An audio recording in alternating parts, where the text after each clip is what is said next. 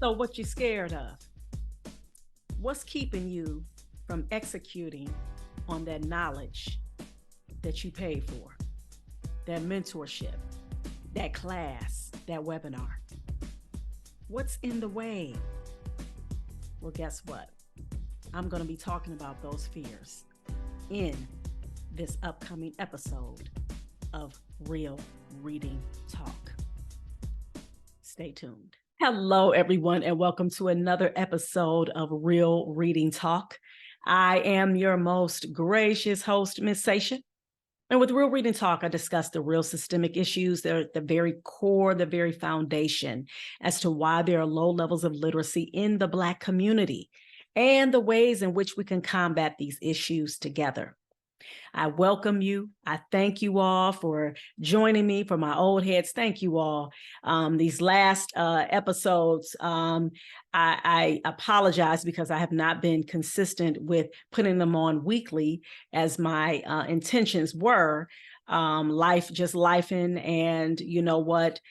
Me just having to actually make sure that I do my scheduling better because some things have changed. I've been doing more substitute teaching now in the school system because that's what I do part-time, but I've increased hours. So that's taken away some of my time and just, taking care of other business as well. So with that being said, I'm definitely that person who says, no, we got to do away with excuses. So I am reminding myself that I have to make sure that I have my scheduling in check so that I can consistently come and bring information to you all, have guests on here. Like my intentions were to continue to bring on authors on my podcast.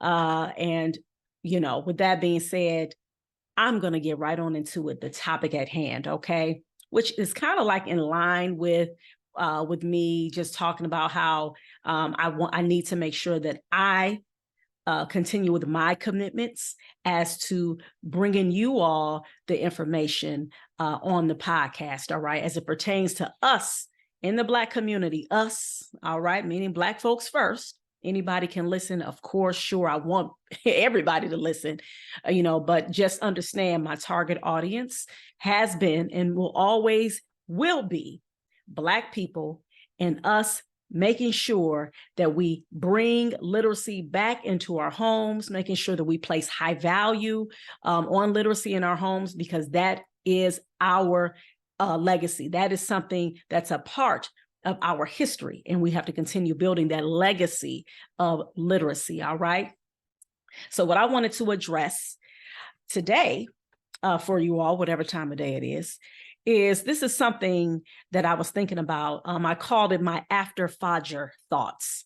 And Fajr is our first morning prayer. In my faith, we make prayer, the Arabic term for that is salat. And we do this 5 times a day. I'm quite sure a lot of you already know that. Y'all already know Muslims. You got Muslims in your family, so y'all already know about the prayer, right? You know about how we bow down and we face the east, to the east, my brother, to the east. Okay, so we do that. And we have particular times in which we have to pray. So Fajr is the name of the first prayer, okay? And that just simply means that's like around dawn. So that's before the sunrise. So usually about an hour and 20 minutes before the sunrise. So it's still, got that nice, darkness out there, and we getting up early. And so usually that's the time where a lot of my ideas come from when it pertains to having something to address for Real Reading Talk. And so this is something that came to my mind, right? So I said, how come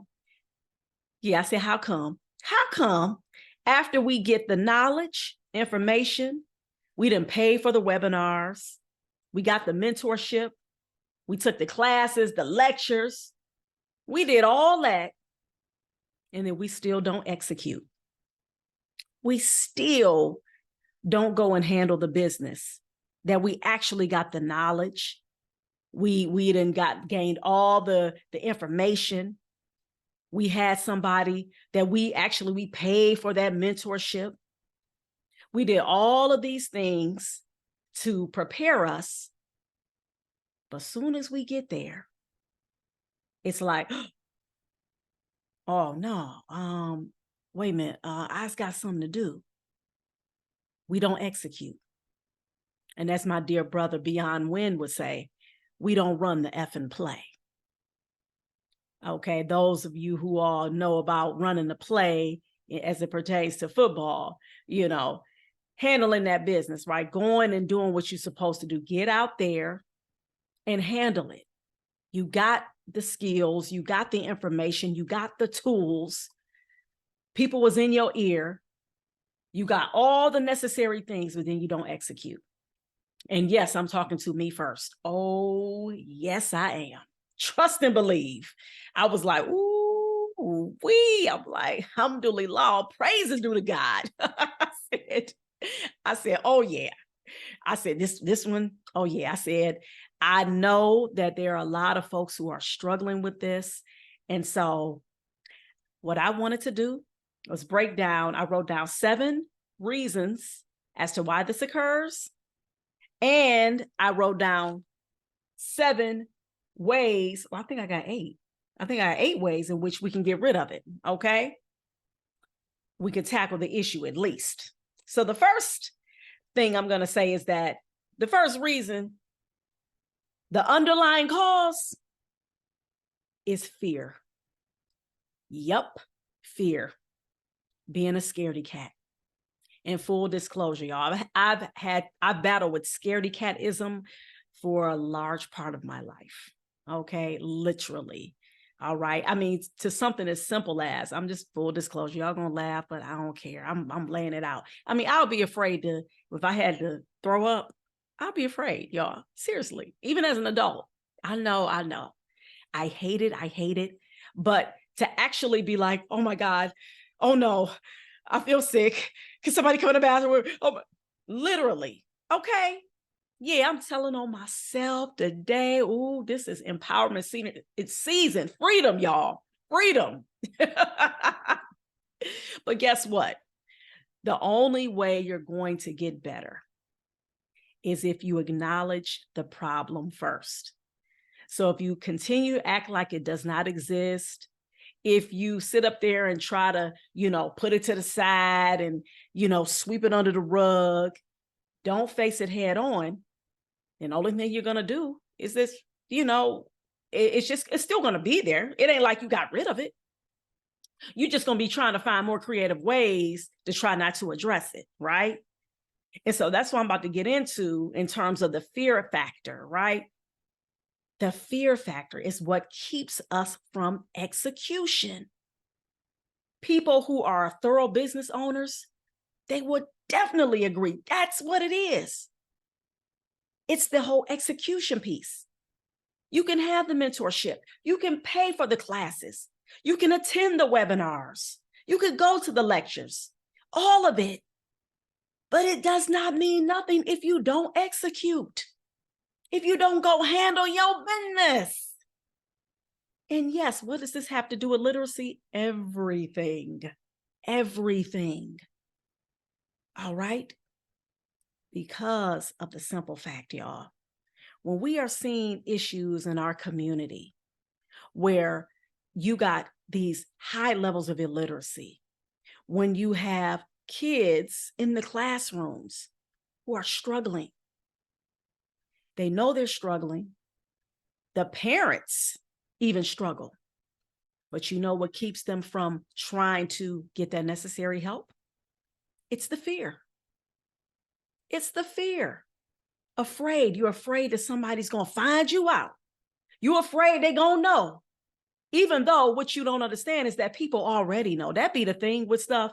We be thinking that people don't know, but they actually do know.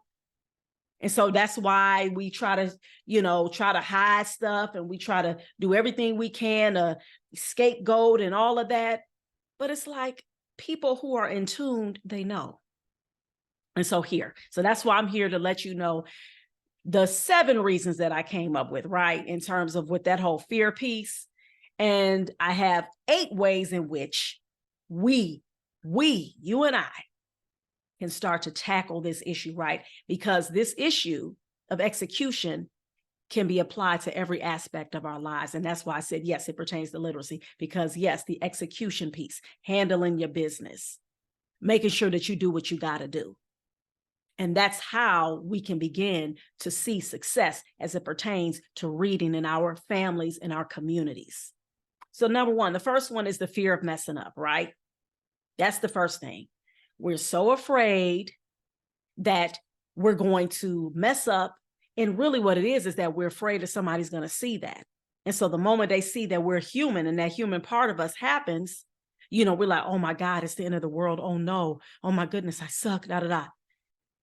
That's the number one fear, okay, that came up in my head, right? It doesn't matter what order or whatever, but this is the order that I wrote them down in, okay? So the first one is fear of messing up. Number two, the fear of getting rejected. That's why a lot of times we don't execute. When you know that you have the opportunity to go and turn in that proposal for your program at that particular school, somebody gave you the information, they told you what to do, they told you who to talk to, they told you that your proposal, you wrote it up, it looks sweet, and they're like, okay, now you got to do is take you like, okay, yeah, I gotta go put the chicken in the oven. I gotta go pick my kids up. I gotta scratch my back. I mean, you know, you start coming up with everything in the book. And again, like I said, I'm talking to me first, y'all.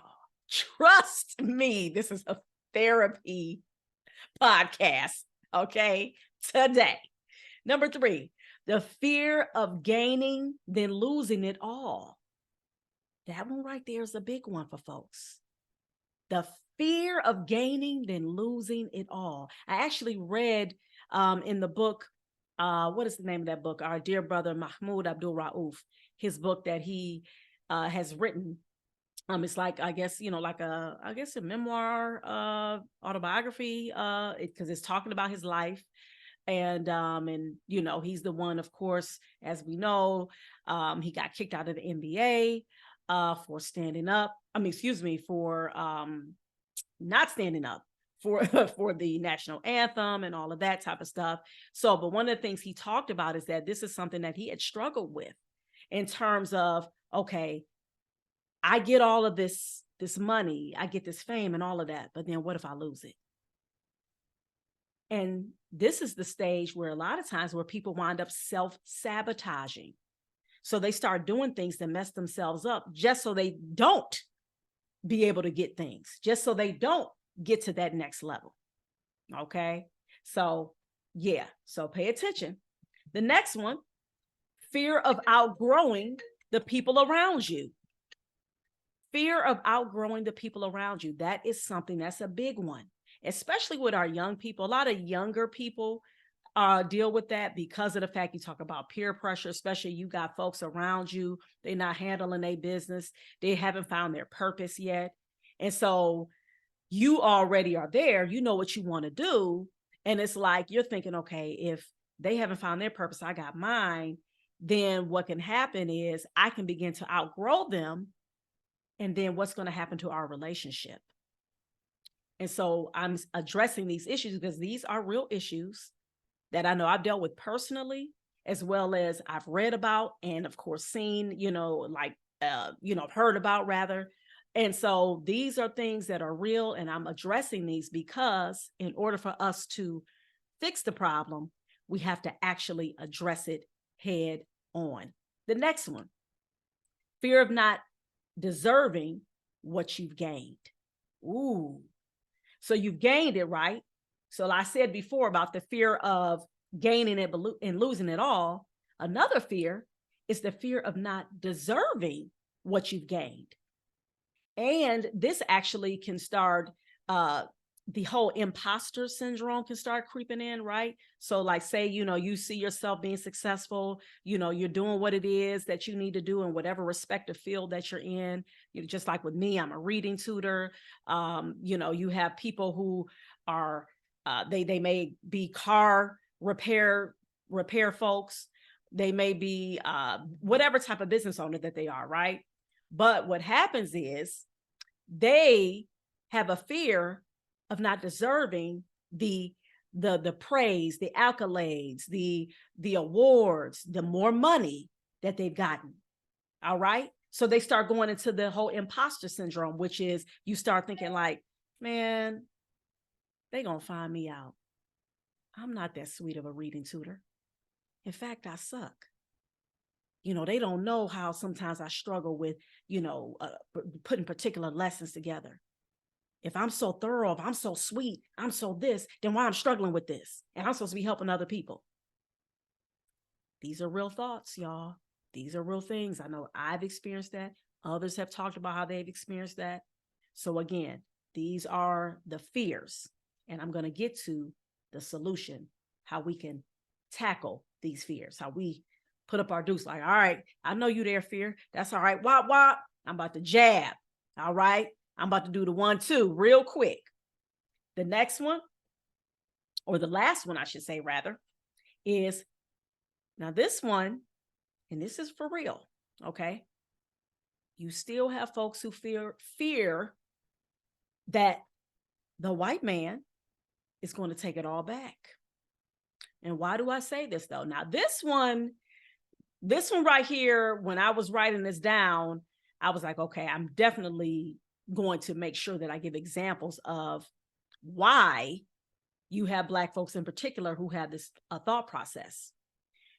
Remember, we've seen on countless, there's a preponderance of evidence that Black folks have succeeded, have created, have rebuilt, have built, all of those things in spite of this systematic oppression from the false notion of white supremacy. Black people have literally spit in the face of this false notion of white supremacy just by us existing and having the attitude and the spirit that we have as a people. When we thorough on it, we thorough on. I don't care what subject, I don't care what field of work, whatever room we step into, when we come in, when we are on our best selves, we come in with a sweet energy, right? Of just on top of it. When we make something happen, we make it happen. Okay. That's why we say stuff like that. We say it twice. We make it happen for real. Okay. We put our stamp on it, right? And this is why we've seen the destruction of these things, i.e. Black Wall Street. Okay. You got Rosewood. You got, I know the city, I think it was in North Carolina. I think it's Wilmington. You have all of these different places, all of these examples. Like I said, a preponderance of evidence where Black people have thrived and it has gotten all torn down. And this is a big fear that a lot of folks have when it comes to building, when it comes to doing things in which you can go to the next level in whatever it is that you're doing, in which you are benefiting yourself, your family, and the community. These are real fears, all right? So now what I want to do is give you all the solutions. And I'm going to go through the solutions. I'm going to go through them kind of quick, right? So the first one is you have to ask. I say Allah, sometimes you hear me say God, but of course Allah, you all know, is the Arabic for one God. So ask Allah, ask God to constantly put in you the trust in him and to only fear him, period. When you transfer that fear into where it should be, which is fearing the only one, the one who's the creator, the one who's the destroyer. When you start doing that, the one who has showed us that we can be our best selves, the one who has created and has made, and it gave us all the knowledge that we have. When we truly put our fear in him, then that right there is the beginning. I truly believe that's the foundation as to how we can actually start to tackle and face those fears like we should. Because trust and believe, fear is not some, number one, it is something that's a natural thing, right? We have fear for a reason. Okay. Fear actually helps us. Okay. That's something that it alerts us to danger. Okay. It makes us, have a heightened sense of awareness when we are in certain situations, right? But at the same time, it can actually debilitate us. It can actually paralyze us if we don't control it.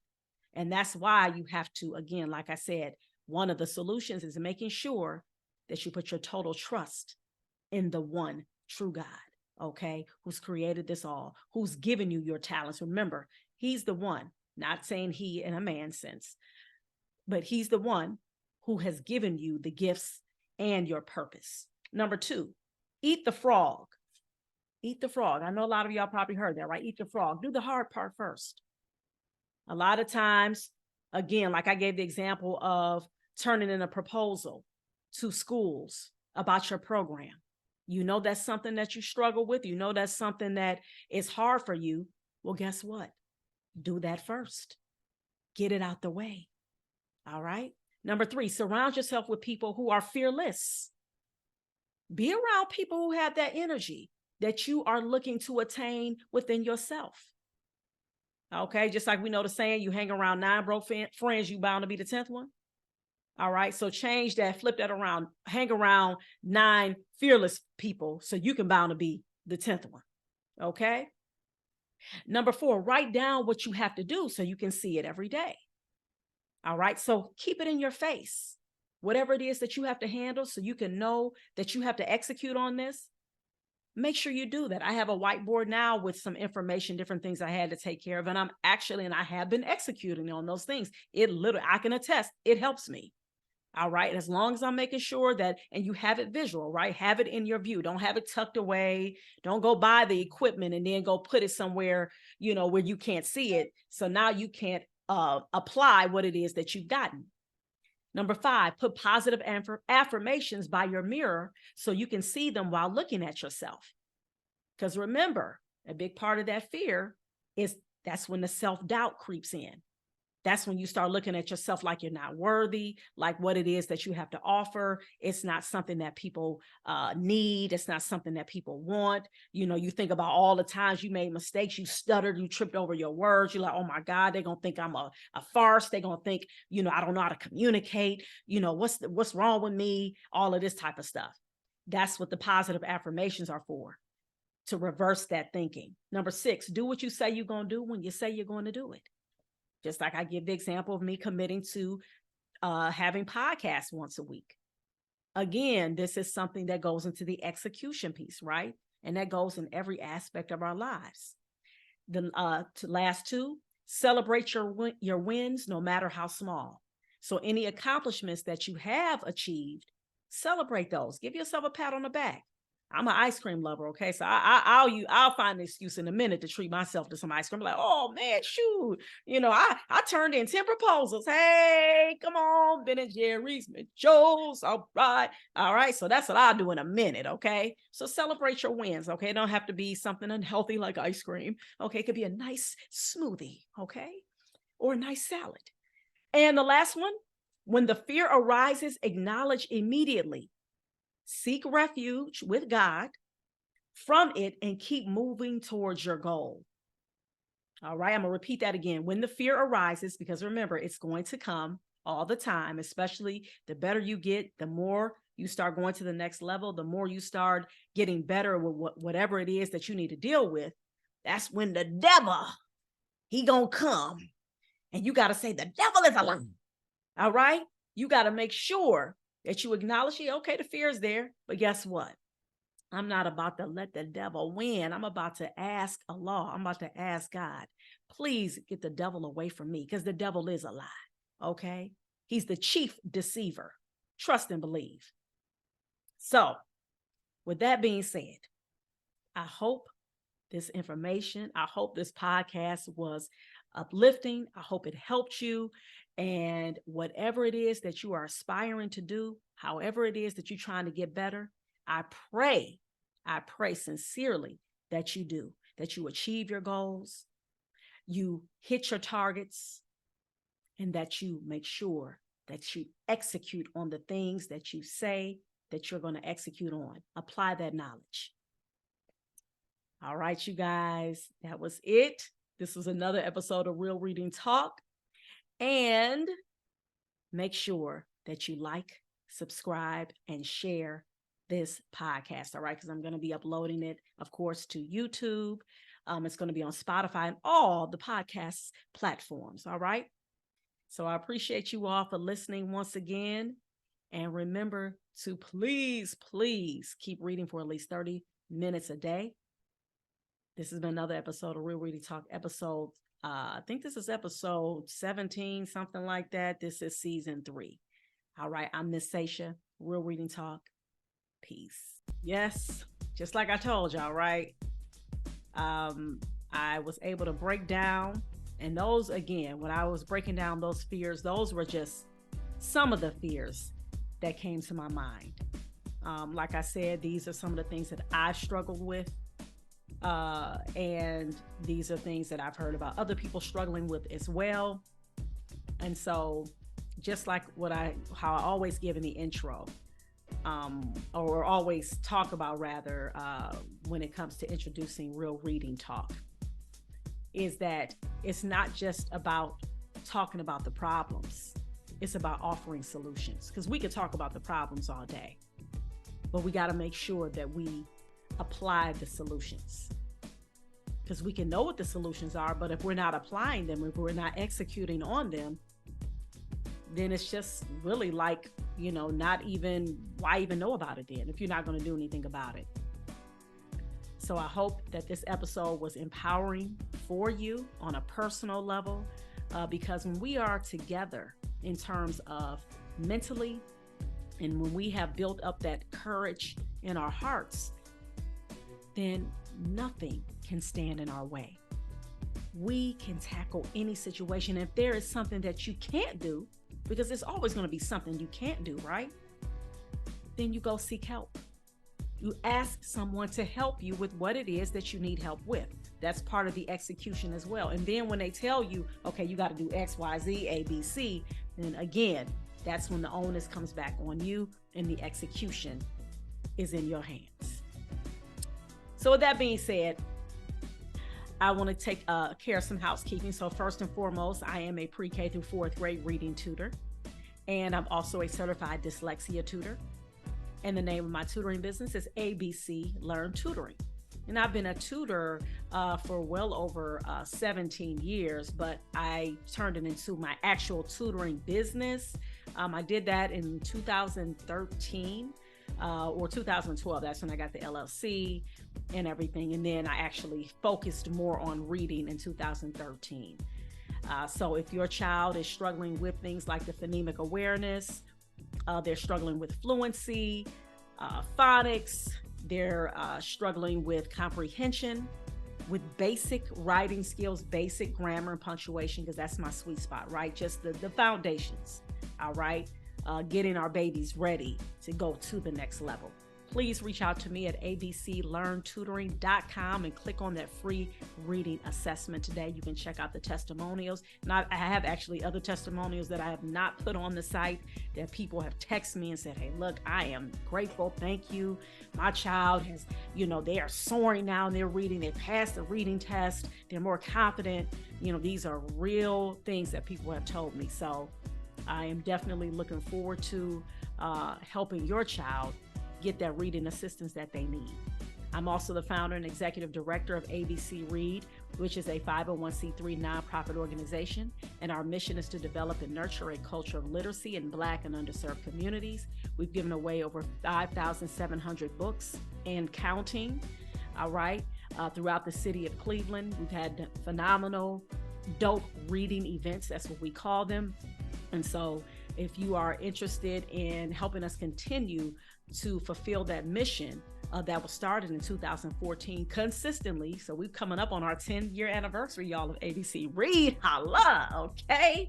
Please go to abcread.org, click on the donate button, and just check out what we've been doing. We actually are about to have our very first ABC Read virtual book club, okay? So we're going to be reading the book Post-Traumatic Slave Syndrome by Dr. Joy DeGruy. I was thinking, like, do I have it right here by me? And I don't, and that's okay. I think it is over there, and I'm not going to worry about getting it, or can I sneak and get it? I'll just leave it there for now. All right. But you guys go Google it. Y'all know Dr. Joy DeGruy. I talk about her a whole bunch. Okay. So our plan, inshallah, God willing, we are going to have our very first book club. Okay. So go to abcread.org if you're interested. As of right now, we're just going to have 20 people. And our plan is to go ahead and give each person who enrolls their very own copy. Okay. All right, y'all. And also, y'all see the bag back here, right? Y'all see Reading is Freedom. Reading is Freedom came out of actually ABC Read. We had a reading event over the summer, and actually after I finished reading The Narrative of the Life of Frederick Douglass, that's where I got the term Reading is Freedom from, because reading should always be connected to liberation. All right. Reading is a way in which we can be liberated. We can be empowered. This is something that we must know how to do. We must do every day. We must be reading something. All right. Something. And Malcolm X said it. He read everything he can get his hands on. And that's what he recommends for everybody. All right. Or he had recommended for everybody, I should say. Okay, so Reading is Freedom. That's one of our cool merch items that we have. The cool dope bags. I'm getting a lot of reviews, a lot of rave reviews on these the dope logo, especially with the white letters on the black background. You know that always works very well anyway. So go to my website, readingisfreedom.store, and go shopping, y'all. You know, the holiday season is coming up for folks who celebrate Christmas. Go ahead and give them the gift that keeps on giving, which is that merchandise that promotes reading, that promotes literacy. Okay. And of course, please subscribe to my YouTube channel, Reading is Freedom. Make sure you do that. The podcast will be uploaded to there as well. And I have a quote. And I'm also, before I do that, let me tell you all about the books that I've been reading. So I've been reading Hidden in Plain Sight. That book is a book that talks about narcissism, written by the beautiful author, Sister Kalima Overton is her last name. And I highly advise y'all to please go get that book. She maps out the 9 signs, the red flags that you will find in a person who is narcissistic. You know, we hear this term a lot. I believe it's overused. Sometimes we call people narcissists, and really they're not. They just are exemplifying behaviors that show that maybe they did not heal from their trauma from their past, or they just are making bad decisions, poor choices. So everybody's not a narcissist, but people can exemplify narcissistic behaviors. And so I like how she irons that out. She defines it very well. And so I highly recommend that you guys get that book. I've also been reading, I'm almost finished with the book Spare the Rod. I've talked about that book before as it pertains to getting rid of whooping our children and thinking that that's something we should be doing in the Black community. We need to get rid of that immediately. Okay.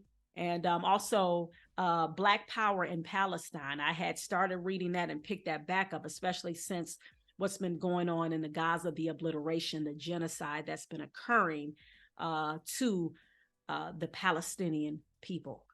These issues have been being dealt with since the 60s, even before that.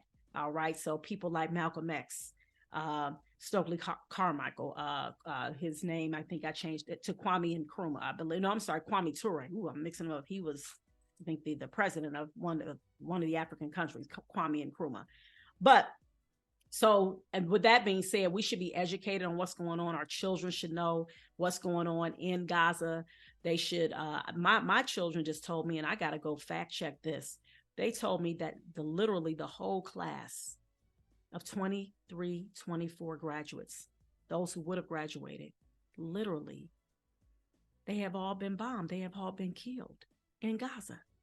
Human beings, y'all. People who ain't got nothing to do with this crap. Yes, we should care.